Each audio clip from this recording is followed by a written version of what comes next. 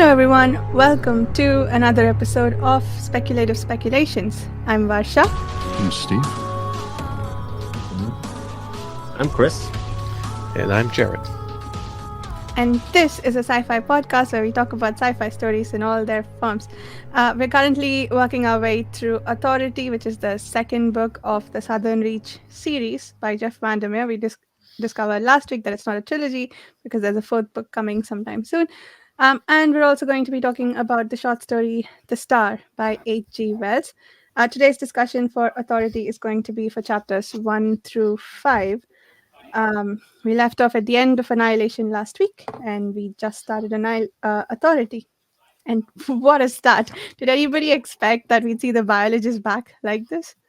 Those of you who saw the movie, did you think this was going to come? Because I was like, what the heck is the movie doing? She didn't come back. And I only saw the trailer. I didn't see the rest of the movie, but... I think the movie finishes at the end of the first book, technically. Okay. So the interviews that we saw in the trailer, those aren't the same interviews that we're seeing Control with here. Okay.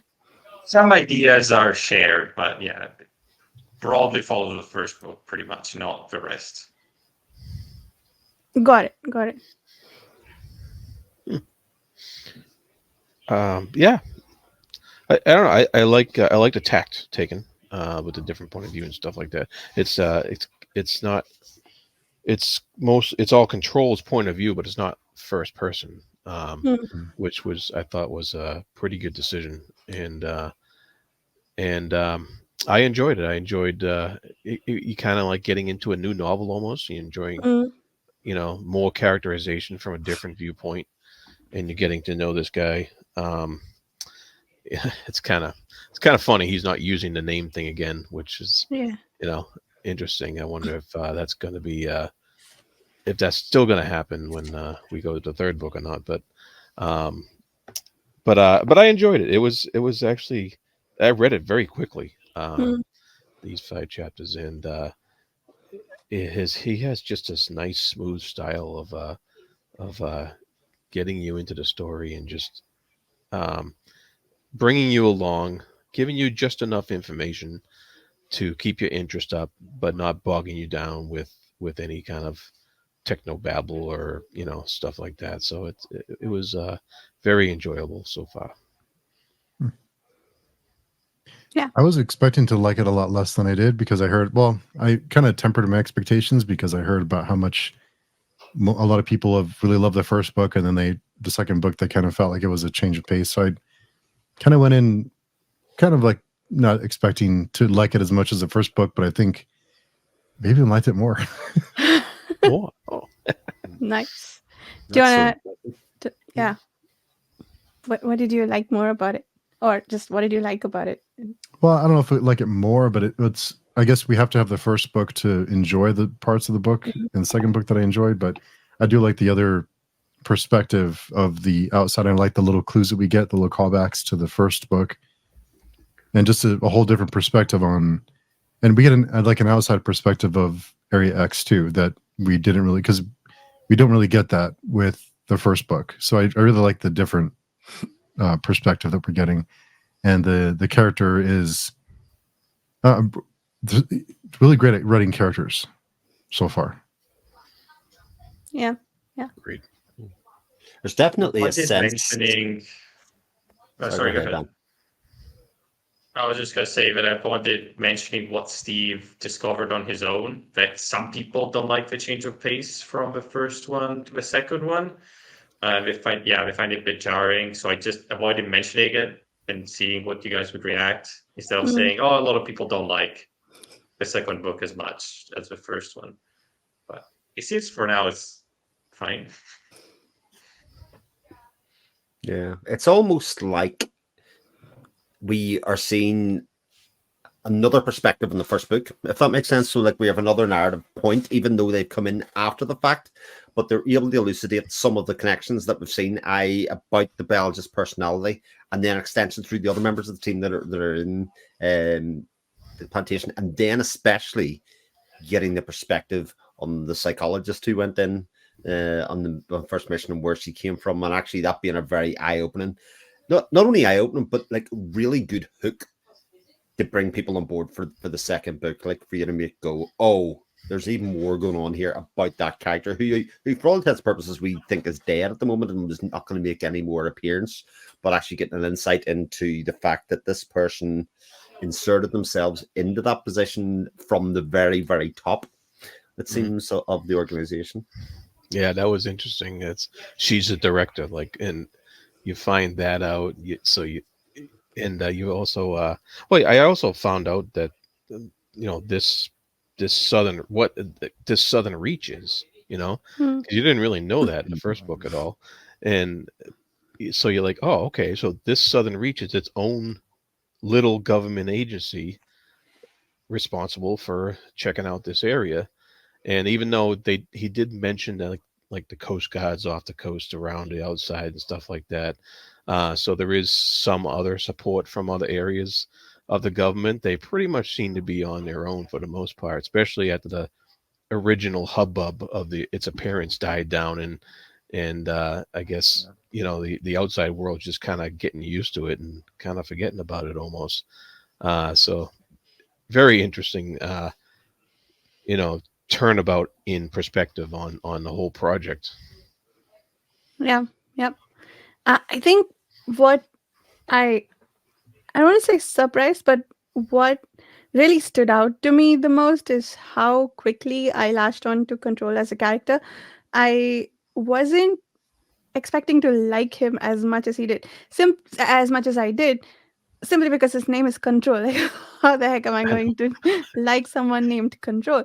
Right. And he has so much depth to him, so many layers, right? He like he has mommy issues, he loves his dad, and things happen, and he's apparently been failing at every job in the agency because of being too empathetic with the people he's dealing with. And then he has a cat whose name has this play on on an old joke, and he goes running. He has so much depth to him, and like I really latched on to him, I think by the third chapter or so. I was like, it's so interesting as a character, and like seemingly immense detective skills, but honestly I don't know if that's good detecting or if he's using. I We talked about this a little bit during the Annihilation discussion, but we don't fully get a sense of like what how their psyche is being changed by whatever they're interacting with in Area X, right? And this guy, he has these dreams of Right. huge sea monsters who he sees in his dreams. So I did wonder whether some of the things that he's interpreting or figuring out are because of whatever he's seeing in the dreams, some additional mental information that he's getting, because he's sort of making the same um, leaps in conclusions that the biologist has been making. Not conclusions per se, but the theories that he has are wild, just like the biologist. Now, one way of looking at it is how convenient for the plot, but the other way could be maybe they're getting some mental info dump that we're not privy to, and he's got all these wild theories that he's probably going to play out, and some of them are pretty, I don't want to say spot on, but they seem similar to the things that the biologist had concluded, right? Like the people in this town aren't what they seem; they are different under their skin, or the psychologist is the director's looking at me through the assistant director's eyes, Mhm. which could be their friends, or it could be like she's literally looking at him through her eyes, kind of like what the biologist concluded. So there's a lot of very interesting possibilities there. I interpret those more as like metaphorical Mm. things, but Yeah, I think I did too. feeling. I, Yeah. I didn't read into it that much, but maybe, yeah. Now that you say it, now it's implanted in my brain. Yeah. And he's also looking both through testimony and the other things around him for sort of anomalous things. So the opinion of that nobody wanted to share beforehand, the thing that he's drawn to with the number of words in response from the biologist as being an anomalous kind of thing to make her the most interesting and draw things out of herself. And then through the conversation with her being quite skilled in getting her to say stuff off the cuff, but without her realizing it. And again, in another great narrative kind of play, it's something that we latch onto as the reader, going, "Oh, say more!" Like another five words there. We get very invested and interested in those little what seem to be slips that she gives us. Yeah. Part of the consequence of having a CIA mom. You learn that stuff. The sort of statistical analysis thing he did was brilliant, right? Because everybody had a much lower percentage of words that they spoke after they came back, and the biologist spoke about the same amount. Like that's fantastic. Yeah, this book is just so clever. It feels so very smart or clever, and I love it. And I'm looking at every detail. I don't think I've read like that in a long time. Like even for the books that we discuss like on a regular basis, it's more, yeah, like it's fine if I forget things. The author will remind me later. But now maybe it helps that these books are so short. Like every little detail that I notice, I highlight, and like I don't have to necessarily remember it, but things stand out enough that I end up remembering it for later. So yeah, some brilliant writing there. I also noticed a couple of details which I was like, okay, well, I know what's happening in the background, or we're not, we're not being told. And it's like, yeah, it's ominous, or it's like, oh, now that I know, it signals these things, or it means that. It doesn't mean what it seems to mean. But on a first read, you wouldn't notice. They just appear as normal, I don't know, descriptions or comments or whatever. There's going to be a lot of like thinking back and be like, oh, that's what happened. That's what those people were thinking. You see, I'm very aware of a couple of those things already, because there's certain things that we are presumed to think one thing. Like, for instance, the fact that she arrived back in the main world at basically that place that they don't know why she arrived back there, but we think we do.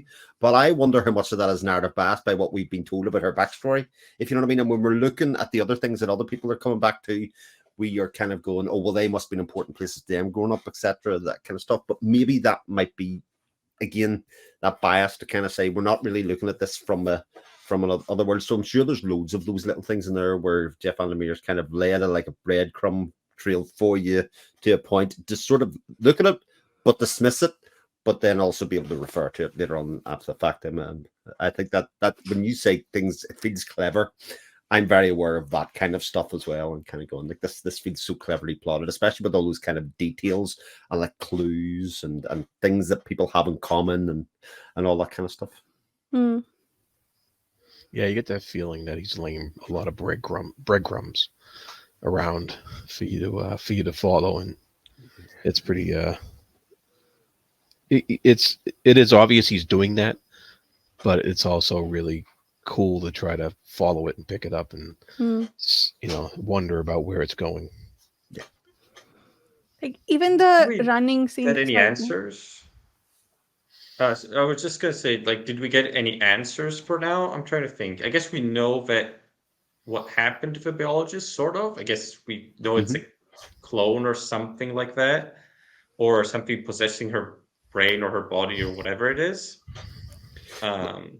But I think we've only been getting more questions for now, right? Like, what the director is doing, what's the mouse, what's the plant, we're just getting a lot more questions, I think. And well, even the fact that the anthropologist is back, like the only person who didn't come back is the psychologist, and we know from the events in the other one that actually that shouldn't have been what happened, which does prompt this idea of whether it's a clone or something to that effect, and that idea of where does the door lead from in the tower, because they kind of pointed the fact that the tower tunnel is the kind of center of this world. Like a lot of the weirdness happens in and around that area, so like it sort of crystallizes and kind of forms a lot stronger bonds into what we considered was important in the first book, and kind of from that other perspective kind of go that this is still the area of interest. And even to the fact that the picture on her wall is it the bloody damn lighthouse as well? I mean, these kind of concurrent kind of things that seem to be happening both inside Area X and outside Area X. And the lighthouse I got a keeper picture too. of the exactly, lighthouse Oh, keeper right. and the girl and the other guy. And the plant in the drawer. Yeah. That's ridiculous. Why did he take it out? It's amazing. I like when characters are clueless and you want to scream at them to like stop. Don't do that. He says and the description, like from one angle, it looked like a creature, and he wondered if it had been feeding off of the mouse. It's it was that scene was brilliant when he found the plant, and then like he just casually put it on his desk, no less, like not even in a corner of the room. He put it on his desk, far away, as if that will help. Okay. Yeah. So you Closed door in wonder. his office too. Mhm. Mm, Right. That makes you wonder where the plant came from, Oh, yeah. how she ended up with it, yeah. and also the amount of secrecy that even people that work in the building don't know. Mhm. Mm, Really, the danger. yeah. Yep. Yeah, there's a lot of secrecy going on in that building because all the scientists, they didn't want to like fess up stuff to him, and he kind of drags some information out of them slowly, and it seemed like they didn't want to talk to each other that much, as far as relaying information, and they're also not getting a lot of support from outside. They're getting Mm. laid, they're downsized in their and the assistant director was all standoffish with him and stuff, and he had to draw stuff out of her. And so that's another cool thing about the book so far, is that layer of mystery and secrecy between all the people in there. Like, somebody's got to know more here, but you don't Mhm. know who it is. You don't know who it is yet. You suspect the assistant director knows more, but even then, it might not. It might be somebody else. It might be one of the other scientists that are there, and I'm quite eager to find out what's going on with these people. Yeah. And apparently only a fraction of the journals have been coming out. So only the psychologist probably might, assuming she's still there and reading her journals, which why would she be? She turned into a plant in the last book. Um, yeah, she may have been the only person to read the journals. Chris had an idea. Yeah. She's the only What? person that didn't come back, and yet she turned into a plant, and then there is a plant. I don't Maybe know. she is the plant. Oh, Ooh. interesting. Why would she not come back? Like, this is the big thing. Like, if the rest of them came back and were either dead or otherwise, why would she not come back? And if she's going to come back to one place, it's got to be a place that's important to her. So why not her office? Hmm. I don't know. Sense. Fun idea. No, I like that. To be It- honest, I probably would have put the plant on the desk too. I'm just like that. She did come back, but they don't know what her important place is. Maybe, I don't know. Yeah. Maybe it's some That's true. random desert in some other. Who knows? Oh, Or maybe yeah. she's been before and come back already. Like, these are all things that could be possibility, because she's been part of the program for a long time. There's lots of Or maybe her possibilities for important her. place is inside Area X. Maybe. Hmm. Who knows? Or who knows? Somewhere else. You're evil, Yeah, Dan. that's suspicious, isn't it? or she knew enough from all the journals or whatever to not She knows return as more. a clone. Yeah. Yeah, I was so sure when they said 3 people that the biologist wasn't going to be one of them, because literally the last line of the previous book was, "I'm never returning home." And then, yeah, this was a fascinating beginning. Yeah, and also the fact that they've been scanning for cancer. Obviously, the Expedition 11 went, they came back, and then they all developed cancer and died. And they know to scan for that next. It's almost as if the people that are coming back, they're learning and observing and then improving when they send them back, or something to that effect. Like, there's a symbiotic relationship there between what's happening, in Area X and then happening in the real world, so to speak. It's almost as if Area X is sending its own expeditions into our world. Mm-hmm. Ooh. Ooh, I like that. And that's probably what it is with the clones, right? Yeah. And also we've sort of been led to think that the expeditions were the only people who entered Area X. But all the people who disappeared into it when it first invaded, what happened to them? It apparently there were entire truckloads of people who disappeared.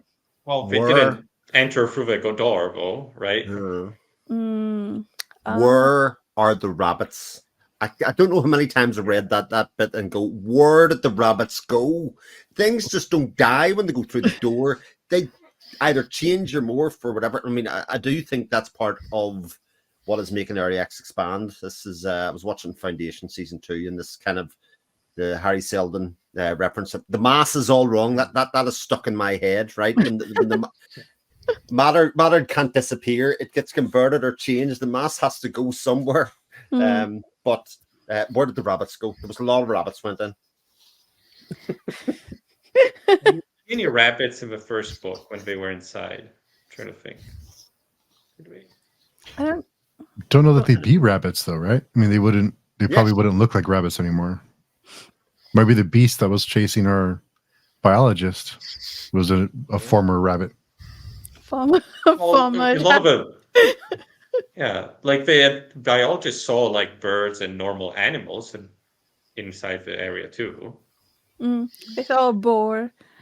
It seems like maybe those, but what was naturally in that environment was probably, but what was foreign to the environment. It sounds like it gets recycled and changed in some way. Danny, you're pretty good about the poker face, I gotta tell you.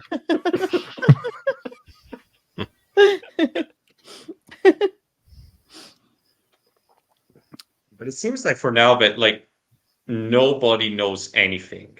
Yeah. Like all the scientists is like they all have weird theories, and some of them are like, oh, maybe it makes sense, but nobody has any proof of anything. Why is the door there? Why does the door happen?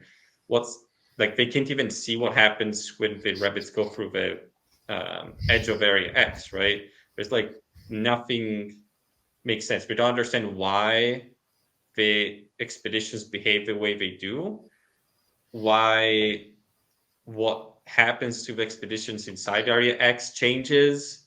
They don't understand anything, it seems. And that's why I guess why the science department is just being abandoned, because like they're not getting any results, it seems. Nobody's getting any results. Maybe someone knows what's happening. And what's up with the voice? Oh yeah.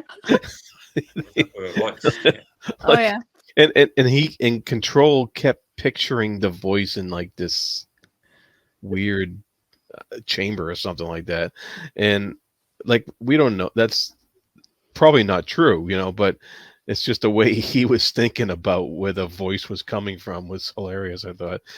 Yeah, I agree, and that was one of the other things that warmed me up to the character, the humor, like the dry sense in which he thinks about this. Sorry, Jared, go ahead. Yeah, no, that's it. You're right, and but this, but the way the voice was like, he's trying to get him to tell him or her, I forget if they had a gender, but trying to get him to tell them everything, and then saying, "Now get some results," and kind of hanging up on him, Like, tell me something I don't know next time. How is he supposed to know what he knows already? What they know already? Does anyone else think the mother's the voice? I don't know. The mother looks like she just wants to get rid of him. It's your last chance. I'm fed up kind of wiping your bum and all that kind of stuff. You're a constant source of disappointment. Just get out of, do this job and be good at it, please. I don't know. It almost seems like she's trying to either set him up for something or save him from something, because she is pretty convincing to take this job. And she says something like, if you want to know more than I do, then take this job. I'm like, something's going on. The mom, if anybody knows, the mother knows quite a bit. And she said you'll be safer the closer you are to it, the safer you will be, which, you know, presumably she's trying to keep him safe, but also what? How? And Yeah. so Because didn't she work there for a little bit, mhm, like a very short tenure there? So she knows something too. yeah. Maybe we'll find that out later too as well. Mhm, mhm, Does it matter that he also used to live nearby? A lot of coincidences. mm. Yeah. Maybe he'll think back to something that happened. I'm thinking that might be relevant in terms of trying to connect things, like what changed while he was growing up that could be attributed to the invasion, but maybe not. So, new topic: the two Whitbys. Apparently, the did you guys that also sort of ticked off my are there possession? Is there possession happening with when Whitby, that's the name of the Would be, science guy yeah. he Yeah. has, right? There's something that he says in response to which Control thinks to himself that he feels like there are two Whitbys. Um, one who's just sort of like this funny go lucky person, and the other who's trying to. Oh, yeah. Um, Control, who had a sudden jarring impression of there being two Whitbys, one lurking inside the other. And yeah, when Whitby wants to show him something interesting near the science division that pertains to what um, the lack of journals. Yeah. So, I interpret it as like, yeah, like maybe he knows something and that's making him, a secret that he keeps inside. So he sees like there's some other dark part, not dark part, but like has a troubled part of himself hmm. inside the, normal exterior where he wants to, yeah, just be as usual. So that's the thing about all these statements, though. Like there is that default interpretation of like what you said, right? Yeah. But also they seem so much like so similar in character to the musings the biologists had about the dolphins and about the plants. Like so, this it almost feels like. And we ended the last book with how much has Area X already invaded the outside world. So it so yeah, like there's that default interpretation, but like I'm interpreting also as like is should we read this as evidence of the invasion as well?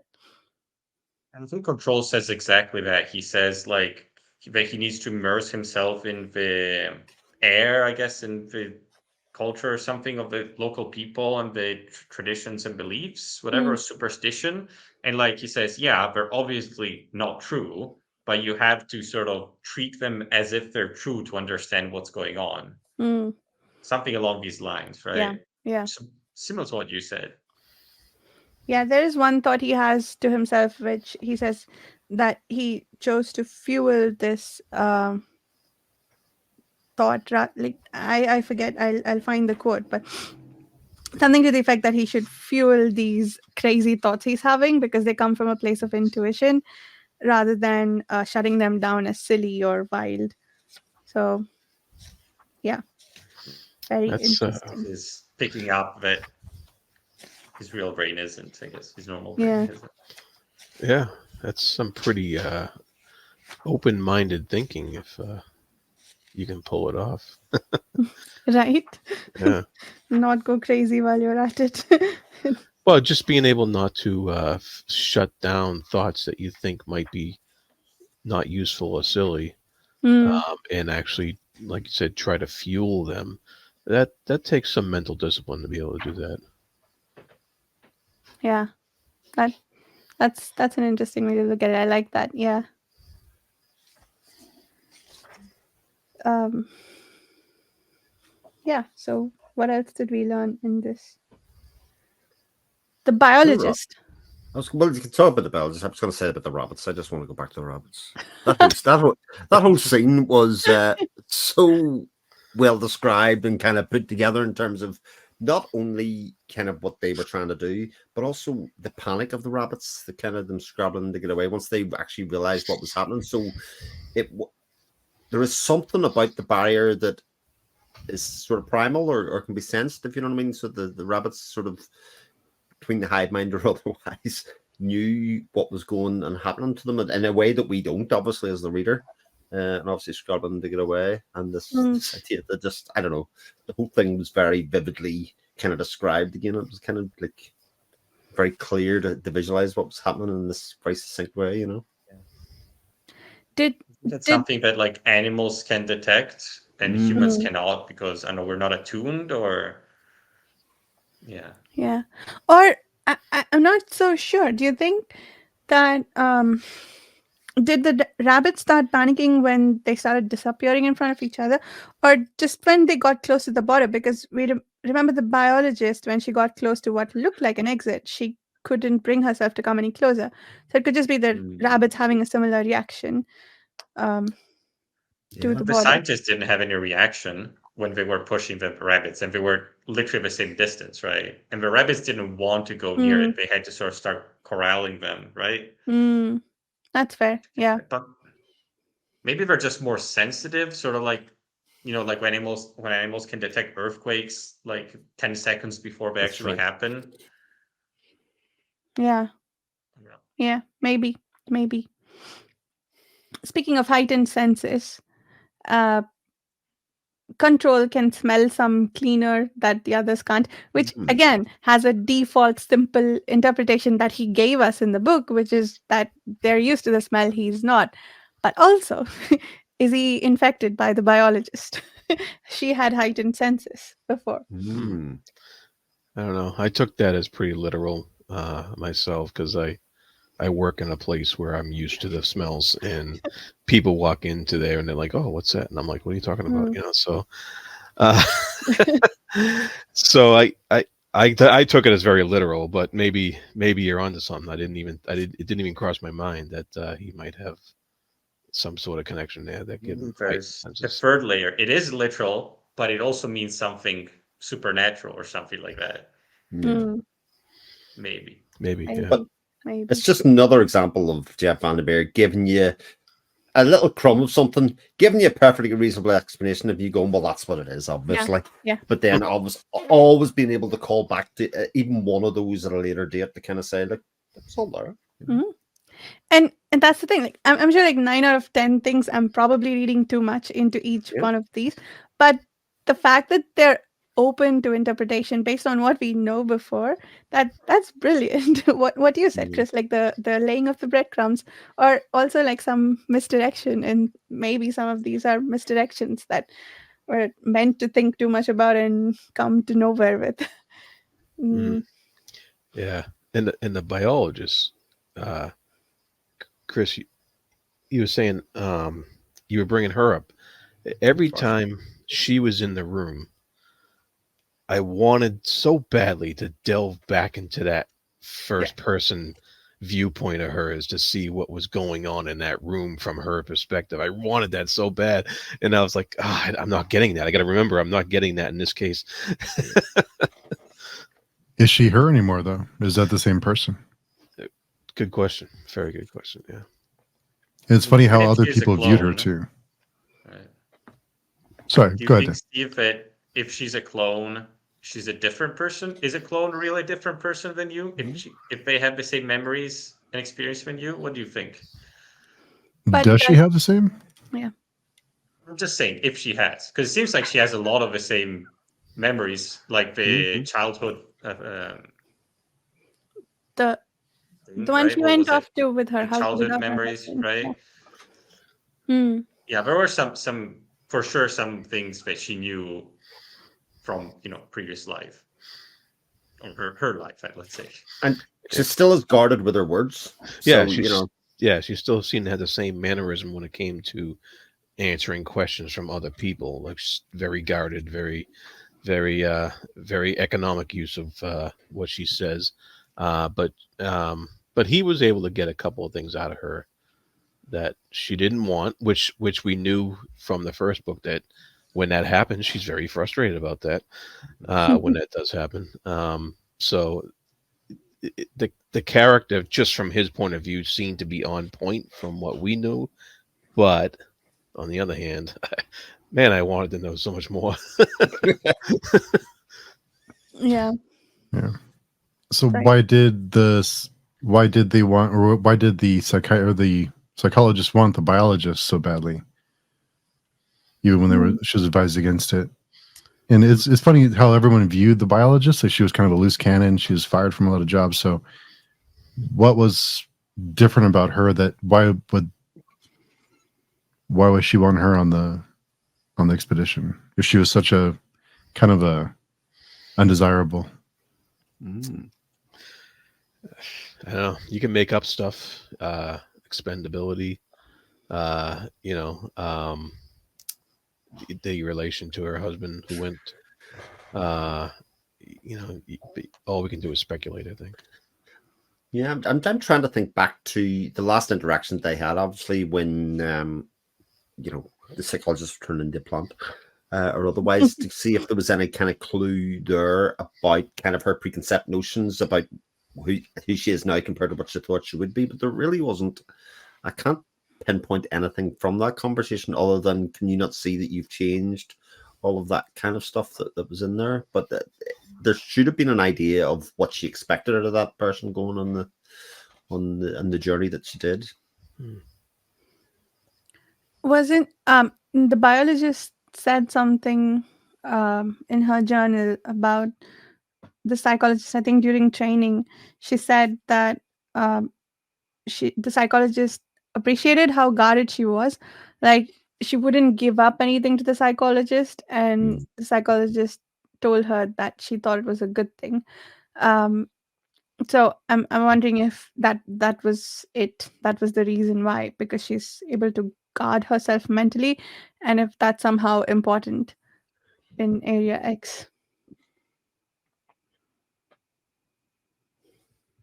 Mm-hmm.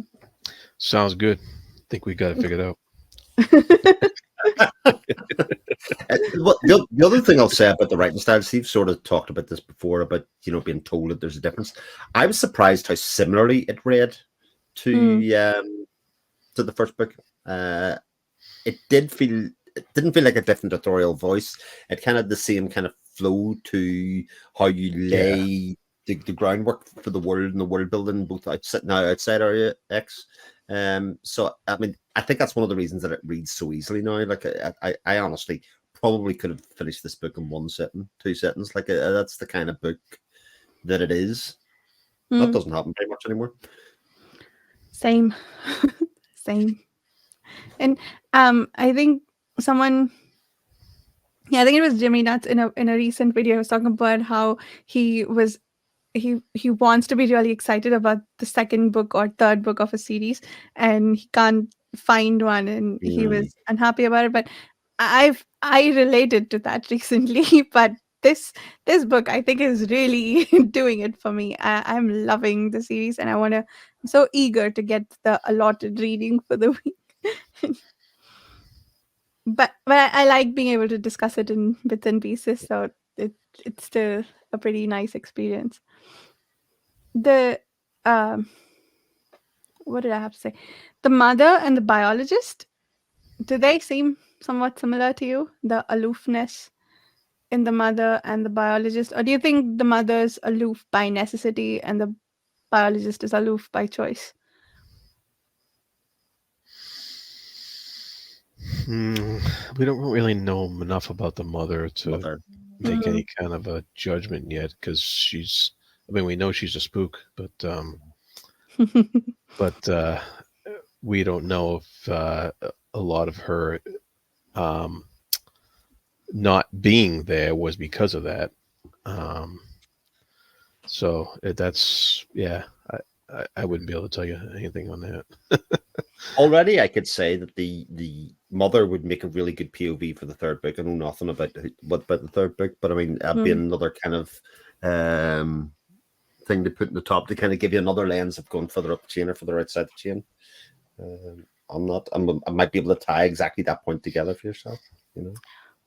You know what POV would be great for the third book? The towers POV Oh yeah, that would be nice. or the crawler. Wow. That We would still be nice. Especially as like interludes. I think it was Johnny mentioned on the boards today about interludes being a thing of the past, but actually interludes from the crawler's perspective would be perfect. That's a really good use of them. Mm. I like We're that. gonna get more perspectives going forward. Maybe. Nice. Nice. Yeah, because we still got 240 pages left here, so you know. There's a lot of material. There's a lot of stuff gonna happen. Yeah. So Man, it's good stuff. It's good material. So the first book or the first section of this book is called Incantations. Do you have theory on what said incantation was in the first book? Or, I mean, the next one is called Rites, so I guess they're sort of building up to a ritual, and don't know what said ritual is. Maybe it's falling into like making something so impressive mundane. Maybe that's what this is about. Area X is this brilliant thing, but they have this like neglected derelict office that they work out of to manage the thing. But what do you think the incantation is? I have one proposal, but I want to hear everyone else's thoughts first. Debug and demouse. Nice. But that was in rights, so I don't know. Oh, that's right. So it was. It was. Damn. Incantations. I didn't think about it. What is your theory? The phrase pristine wilderness was repeated a lot throughout. So I thought yeah, and the biologist says it to cover up something apparently, and I think control things to himself about pristine wilderness at some point. About the fact that people want to be close to the wilderness, but not so close that they become part of it. So, like, people like this idea of pristine wilderness, but they don't want to be in it. And Area X is referred to as pristine wilderness, which is interesting. Like, how do they get this notion that it's a pristine wilderness? The satellite images, they said, only show like the sun changing landscape, but we know from being in there with the biologist that it's maybe not as pristine as it seems. So it's an illusion that the area is putting out, or maybe you can't see past the border. That was interesting. Yeah, well, in tune with the incantations thing, he the very first 0 chapter there, it says he silently recites his own name until the real world returns to him. And then at the end of this section, it says he's now John Rodriguez again, control falling away. So maybe the incantations has something to do with his name, and his name being control is the incantation to stay in control of his situation in his new job. Whereas John Rodriguez, any mention of that, of his name, would be getting away from this or falling away from this situation. Just either in a symbolic or metaphorical sense. But I like that. I think that's in line with how it ends, because it says, but he knew that when morning came, he would rise his control and that he would go back to the southern reach. So that would build on the rights being what he does in the office. I like that. I like that a lot. Good. I just made it up. No. Well done. On the other hand, I only talk about things that actually exist.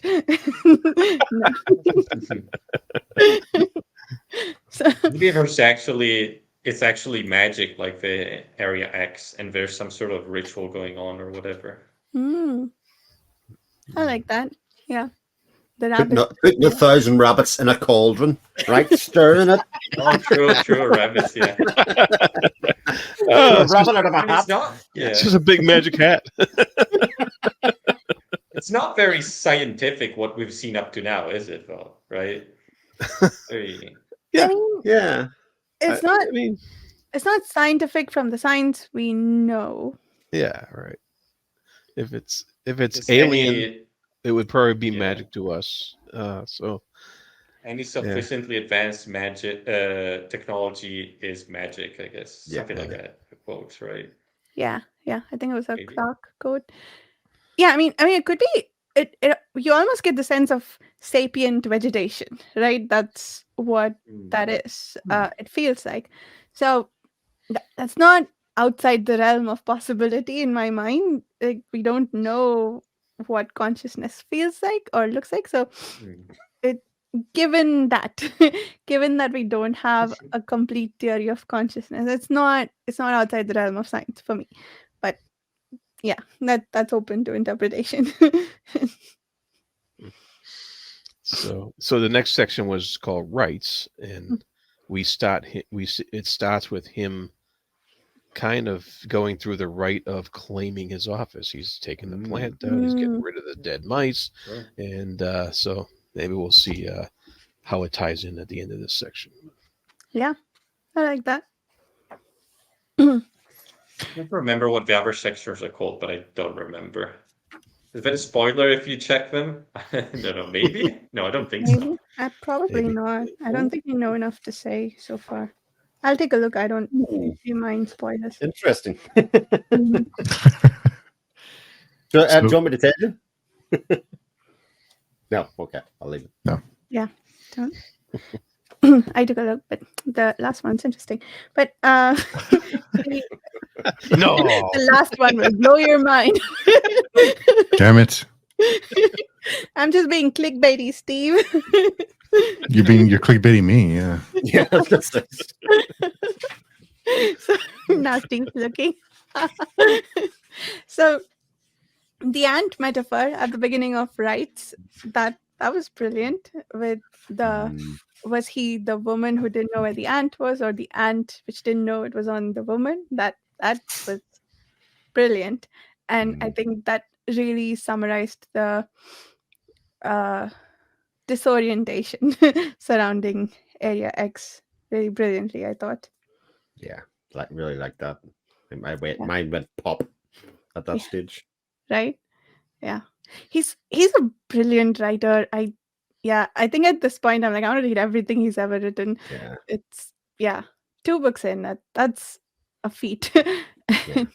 It's very different, isn't it? Like it's incredibly different from other people that you write. And the thing is, he writes life very well. Like whether it's Mhm. vegetation, animals, or characters, he just writes life Mm, in a very believable and interesting way. You know, whereas other people could write it and can feel kind of cold or otherwise. His doesn't. His feels warm and kind of like there's Mm. more to see. There's more to see. It's like trying to pull back the vegetation and kind of see more of what's in behind everything rather than kind of just accepting everything at face value. yeah.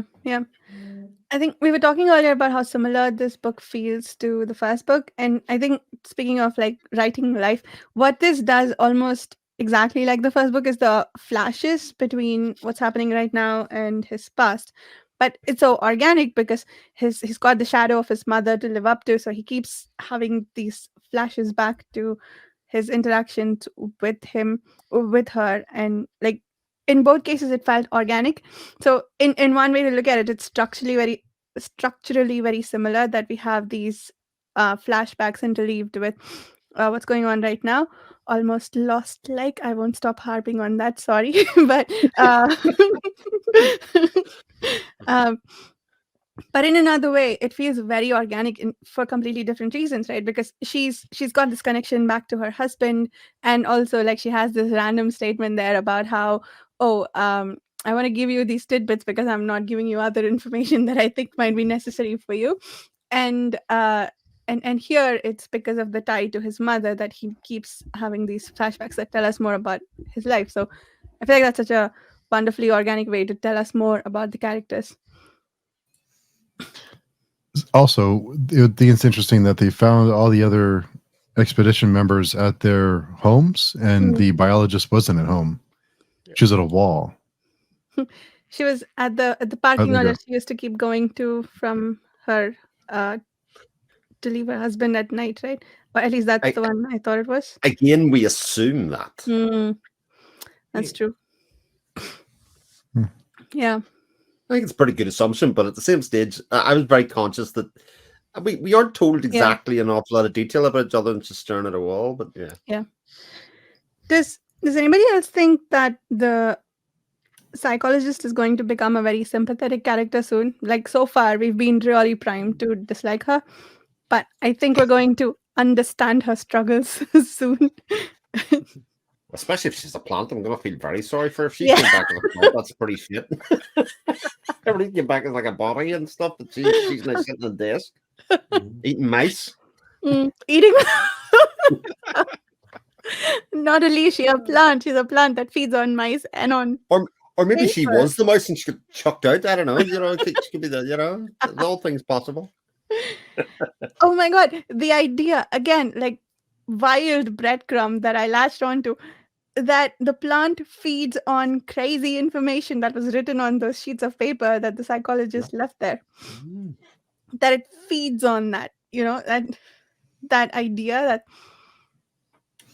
is it learning to write and repeating what it maybe- absorbs? Yeah. oh, Maybe the writing has some sort of like the writing, the text we saw in the tower. Like if they write it down outside, maybe it evokes, right? wow. I was thinking the same thing when you just mentioned that, Varsha. It's when somebody says one of those things out loud, a crawler. Yeah. Oh my god. That's brilliant. There's like I a don't million and one things. It's so good. I don't even care if it pans out and like this is all true or not, but the fact Yeah. that this is a possibility, like that he's laid out the groundwork to make this a possibility, that's fantastic. Okay. I will pick up my jaw from the floor now. So sorry, I've kind of been hogging the conversation, but does anyone have any other topics to bring up? I have one more. So after he finishes debugging and demousing, he says, all that's left is going through these immense stacks of paper, which I thought was hilarious. Like it's my new favorite Siri thing to do recently. I was telling a colleague that, what I want to do from now on is say all that's left is, and say something really complicated that nobody knows how to do. And that's kind of All what he that's left is- did here.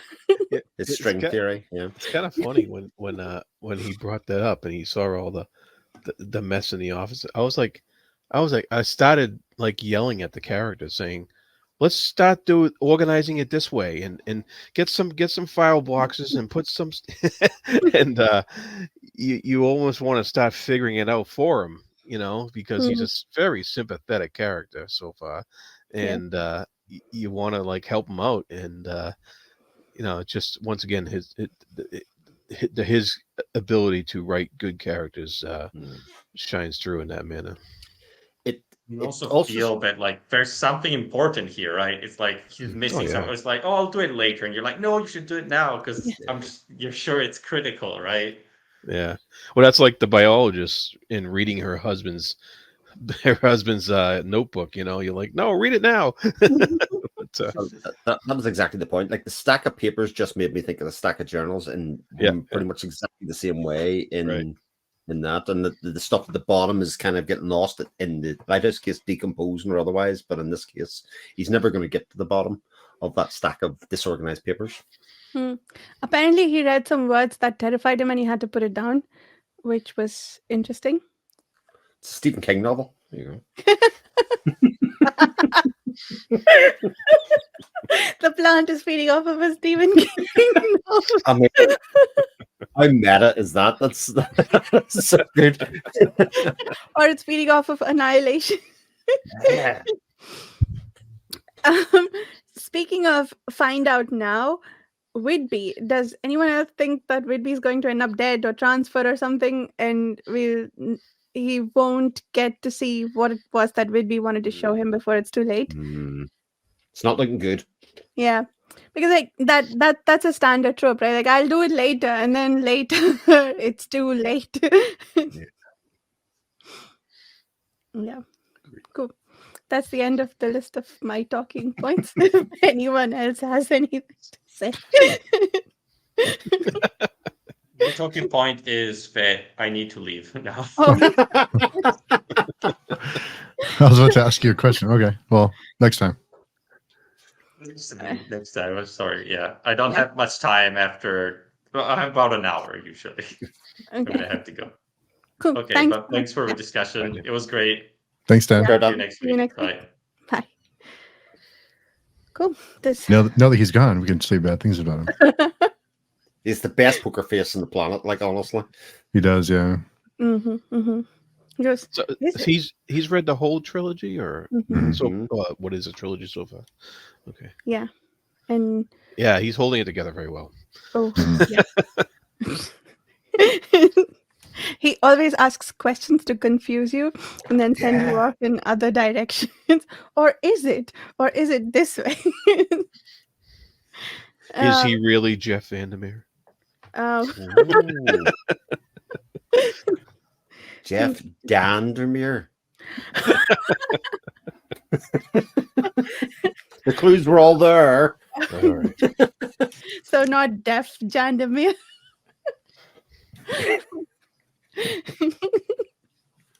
Oh my god. I will say this has me seeing the movie in a different light. I think I'm really disappointed with it because it feels like a wasted opportunity. Yeah, Hmm. I agree. And I really like the movie when I watched it. Really, really like it. But it's, I mean, I hate to say this, but it's not a patch on how interesting the book is and a lot of the ideas that are explored in the books. I don't think the ideas in the book are explored in the film, Hmm. even though the film's a different kind of narrative story thing. Mhm. I mean, the trailer put me off a little bit. I'm going to see the movie anyway maybe after I finish the trilogy because she's back and I thought that wasn't true to the first book, but the second book has her back. But yeah, it seems like they focused a lot more on the action based on the trailer with the guns and like shooting things in places. I get why you would want to do that in a movie to keep it more engaging, but I feel like Oh. there's a way to make things interesting without resorting to that. But But- again, I've only seen the trailer. I also don't know how you make that book of the first film and have a satisfying ending because Hmm. unless you just do, she melts into the ground and there you go, or she really, whatever it is that you do. The film, in my memory, is very much more about their marriage and their relationship and the two of them looking for each other, kind of thing. So, but there's just something so powerful about the book in 190 odd pages, whatever it was, Yeah. Yep. I agree. Cool. Do you guys have anything else to talk about before we talk about the short story? Nope. No.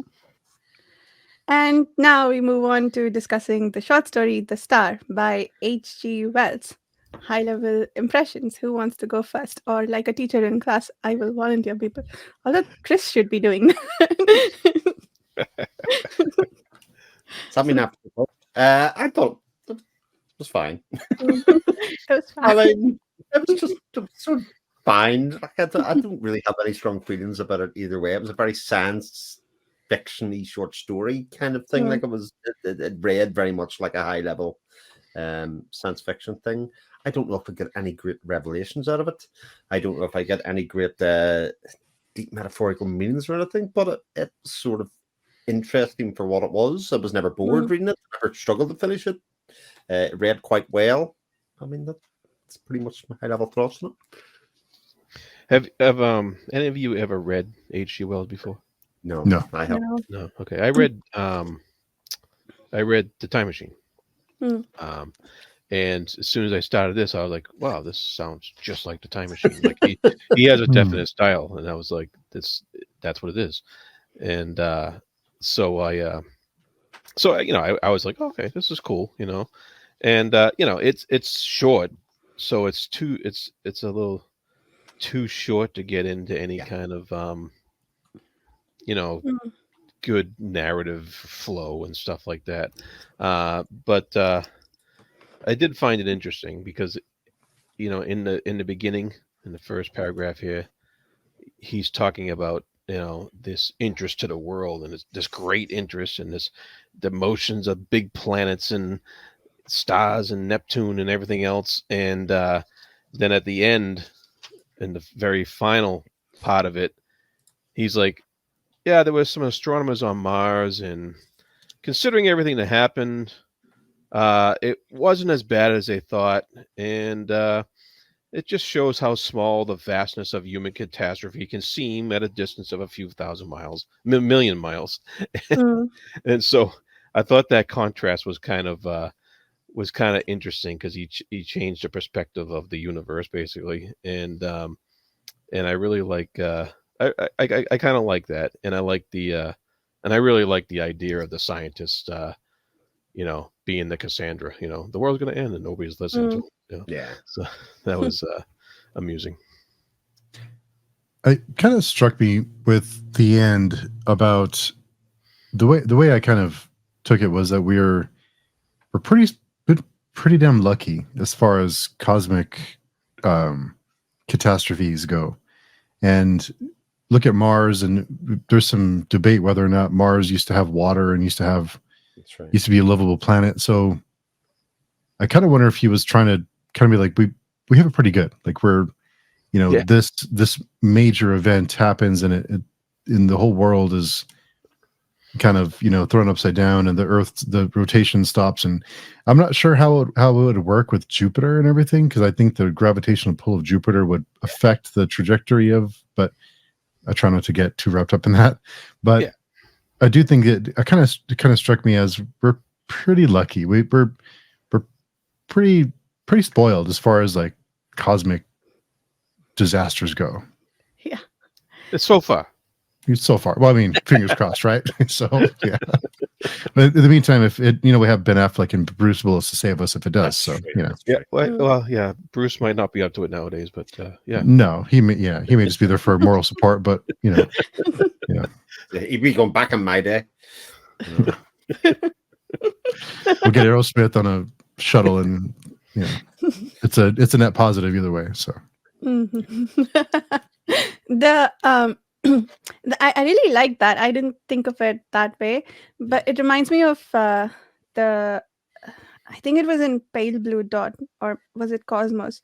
One of those. I think it was Pale Blue Dot, in which Carl Sagan, he writes about um, the need to prepare for such cosmic disasters, but he goes on to say, like, it was this full thought experiment sort of, that if we do end up building any technology that can turn things off of their trajectories and help us protect ourselves, that will necessarily be usable for mass destruction. So, like, we have to find this sweet spot where we build it with enough time to prepare ourselves for any disaster. But then if we don't, we're basically screwed. So, like, do you invest in said technology or do you not? That was a very interesting read. Yeah. It sort of spun a lot of ideas off of it, insofar as what would happen if it got closer, or what way do you rebuild after that, or what are the consequences of that? It was that kind of story for me. The other interesting part of it for me was kind of the repetitious vacuum of what was happening as it was getting closer. It's getting near, it's getting near, it's getting near, it's getting near. It's getting hotter, it's getting hotter. And how that affected different parts of the world, and how different people seen it in different ways. Even though it was a natural disaster for everybody, like some people would have worshipped it, some people would have been fearful of it, some people would have just been fascinated by it. But 9 out of 10 people, as it turned out, didn't affect them at all. Yeah. That was brilliant. I think he did this.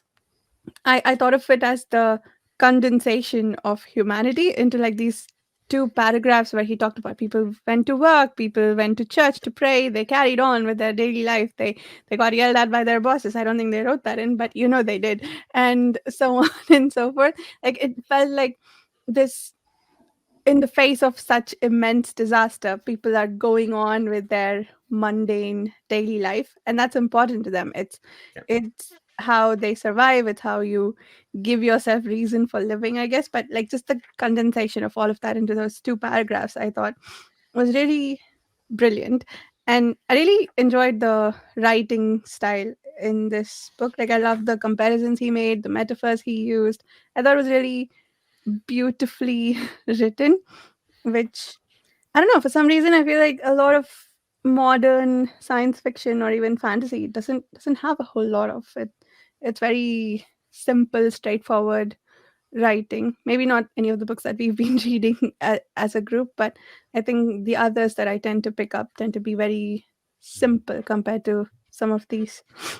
Yeah, mechanical almost in some Mm, cases, especially like it's even some of those uh sci-fi masterworks we've been mhm, reading prior to Zelazny. They haven't had yeah. any that same poetical Mhm. and um, lyrical style that then suddenly we read Zelazny and we were like, wow, that's Mm, really. But yeah, they've been quite mechanical, quite straightforward with the prose, mm, um, which was kind of lost once you got because this was written in 1897, and that mm, was a highly romantic period Mhm. of writing. It was the flowery language was something that was in vogue at that time, and so that was the popular style um, during that era. And as you got into the after World War One, people didn't want that anymore because reality struck basically with the Great mm, War, and people wanted a more simplistic style and a more straightforward storytelling. Um, Mhm. and so that's this is definitely a story of its time as far as when it was written, as far as the prose style goes. That's I don't want to go too far off, but I'm curious about what people, because you mentioned about after World War One, how people craved more of a simplistic style of storytelling. I wonder in modern times if we crave the same things after certain events. If we crave, or maybe is it more about escapism now than it is about Yeah, straightforward storytelling, or more about entertainment or just escapism? Curious. It might be an interesting topic to explore one day. yeah, and I think it depends on the event, Mhm. and of course, back then you didn't have the wide variety of access that you do nowadays.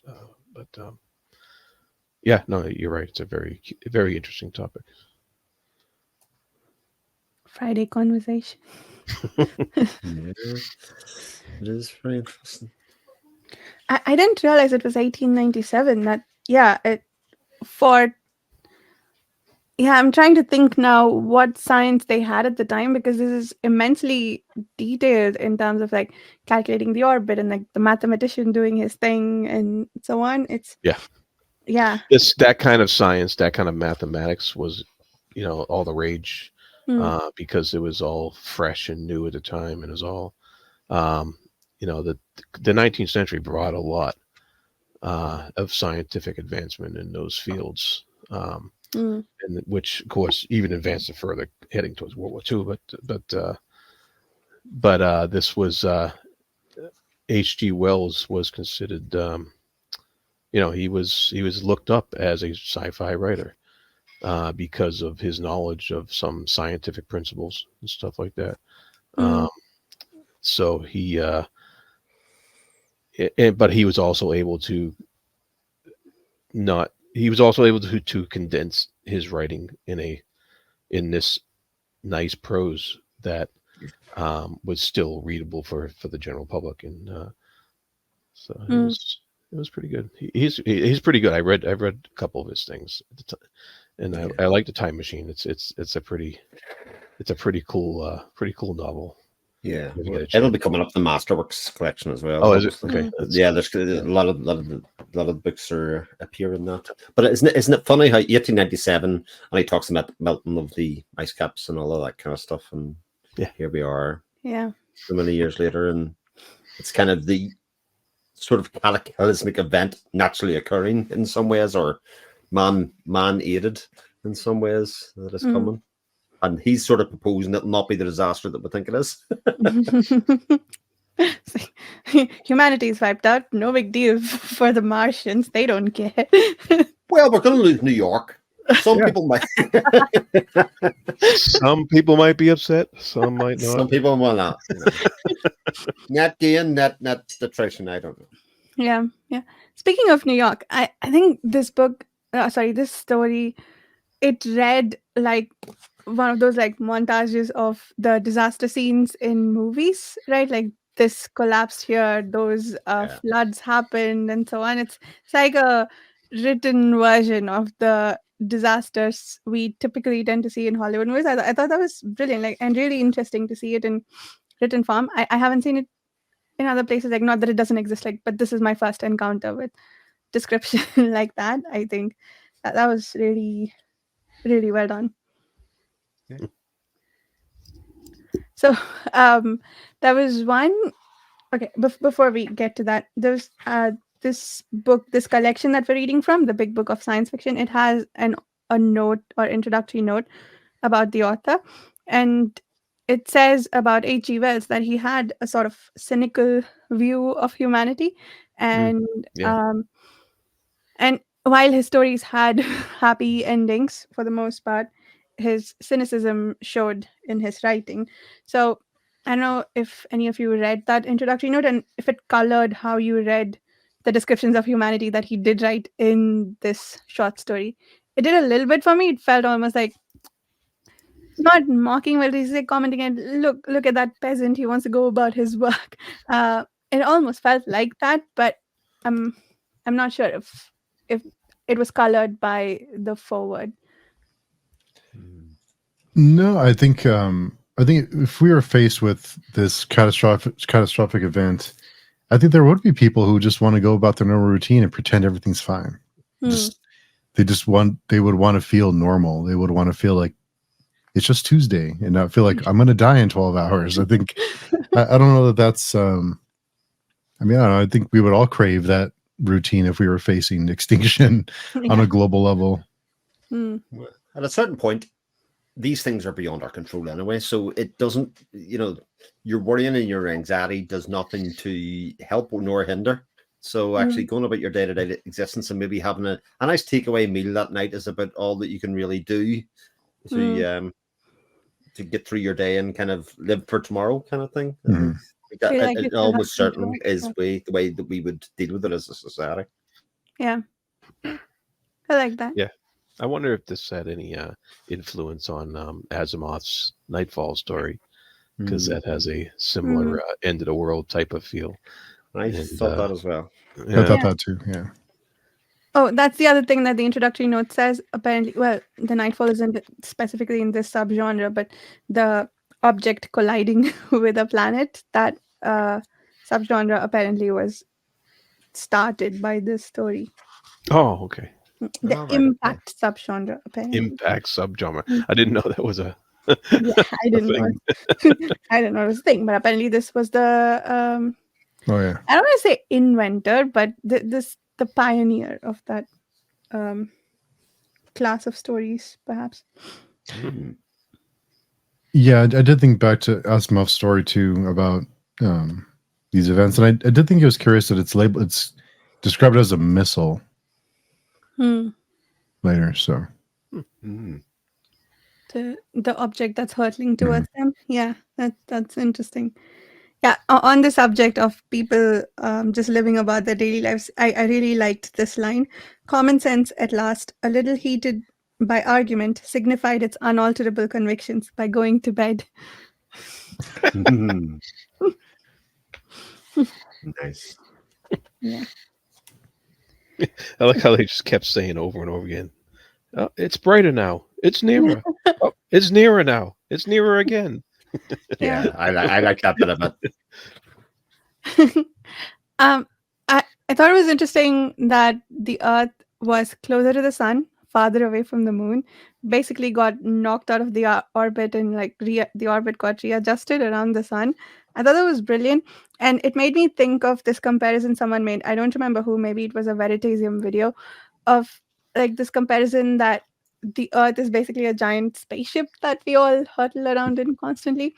And so we have this net of safety because of how we live here and whatnot. But I thought of that comparison, that the Earth got knocked out of orbit for a little bit. And that comparison is also interesting. I think, sorry, this bit was definitely, I think, from a meditation video. Apparently, we're never in the same point in space more than once, because we're rotating around around the sun. The sun's rotating in the galaxy is rotating around this around others. So so we weave this interesting path that so that comparison was apt. Just floating in space, Yeah. Scary if you think about it. floating around a black hole. Mm. It's wild. It's almost hard to wrap your mind around the vastness of space. It's hard to even make sense of it. Yeah, no It's matter how so big. Yeah, no matter how big you go, it's actually bigger. Yeah. It doesn't That's matter. exactly It's right. still bigger. Yeah. It's Keep wild. going. Um, Crazy. I think those were all the points I highlighted. Was there any other talking points about the story? Oh yeah, one more thing. Sorry, did any of you want to bring up another? No. The fact that it doesn't have any characters, right? It's just a high level newspaper article-y story, or it could be a passage from a history textbook, maybe a Martian textbook, or one of the survivors wrote it. Isn't that an interesting structure? And how did that affect your enjoyment or appreciation of the story? The fact that you didn't have anyone you could follow, but it's just like a high level like bird's eye view perspective of what was Yeah, happening. I mean, I kind of expected it because based upon when it was written and how short it was, Mhm. I kind of I don't know. It kind of, as soon as it started, I was like, yeah, I knew that we weren't going to get like any characters that we're going to be able to latch onto or anything like that. Mm. So it was pretty much what I expected. And as soon as it started getting into it, I knowing H.G.Wells just from reading some of his other stuff, you're right. Even though I didn't have that forward that you had, he does have a bleak outlook on humanity, just Mm. based upon the time machine, and so it kind of followed along expectedly for me, in an enjoyable way, So it's Feels very impersonal without Mm. characters, without really a perspective, very clinical and almost like you're reading a newspaper article. Yeah. yeah. Well, I guess, yeah. Yeah. Yeah. I wonder if we feel more connected now because of how we communicate. If it's harder for us to get into these types of stories, we don't have a person to latch onto. We don't have a perspective to kind of guide us through or to live vicariously through it. Does that make any sense? If it's harder for us now to get into these types of stories that seem very impersonal. I mean, I do hear a lot of reviews that go, I couldn't latch on to the main character. I didn't like the main character and I couldn't latch on. I couldn't root for them and so on. It's like variations on that theme of I couldn't connect to the main character. It's never felt like a thing for me, but I wonder if it's an expectation set by the types of stories that get told in modern times and the sort of echo chamber of publishing, that if a story sells, you want more like that, and so people come to expect that that's how it should be, and so criticize it. Or if it's actually that if it's an expectation that's not being met, or if it's an enjoyment thing, that I can't enjoy this if it doesn't have these aspects. But I wonder, because it's just a short story and would have dragged on if we had an individual perspective or multiple perspectives, would it have been anywhere near as effective or anywhere near as readable in this case? Because it just sort of presents the idea, and I don't think you could have the resolution of it in the way that that is presented if it was around a certain character. It would have been about them either being rehoused or escaping or something like that. you would have had to change what the story was about in that case. And I think I'm coming to the idea that I just sort of like a short science fiction short story to have an idea, central idea, explore it, and then leave it alone. Yeah, we don't have to put Ben Affleck in there. Yeah. I mean, the mathematician is kind of a character, right? Like now I think about it, and we did have some amount of attempt at trying for empathy for him because Yeah. nobody would believe him. Listen, yeah. Yeah. But on a macro scale, it's still not giving us anyone to root for, latch on to, appreciate, whatever, like the things that people tend to look for in characters. And it was published in Amazing Stories magazine, I believe. Mhm. And that suited the magazine at the time. It's definitely a product of its time, you know. And I think it did it well. Yeah. I agree. I enjoyed it. It was a good story. I thought about it for a while. Uh, Is it just me, or do science fiction stories tend to live on in your brain a lot more than other stories do? I feel like I feel echoes of things, not consciously. I'm not like sitting down and thinking about the story, but I get echoes of or impressions from bits of the story later on. And that's kind of how I conclude that I enjoyed it a lot. Like, and that's why Nightfall was such a big deal for me, because months later I still had echoes of it, like thoughts about it. And yeah, this one I thought about for a while afterwards. It was a good story. Yeah, I think the fact we're still talking about Nightfall says something. Yeah. You're right. I do think about that story every once in a while too. It was. I think I look back and I think it's better now than when I first finished it. Yeah. Hmm. Yeah. That's a good point. Yeah. I like that. Cool.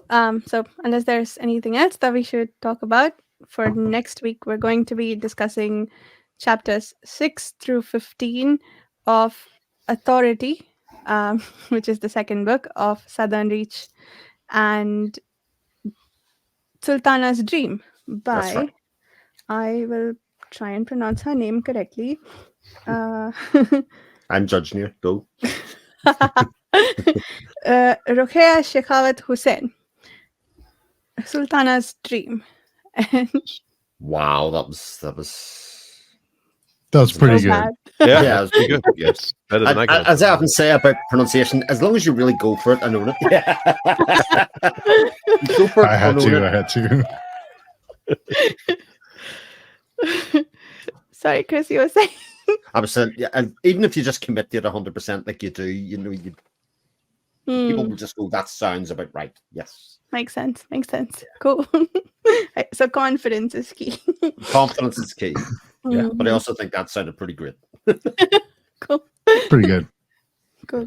Thank you. Thank you. So Sultana's Dream by Rokhaya Shekhawat Hussain, and chapters 6 through 15 of Authority. See everyone in a week from now. Thank you so much for listening. Bye.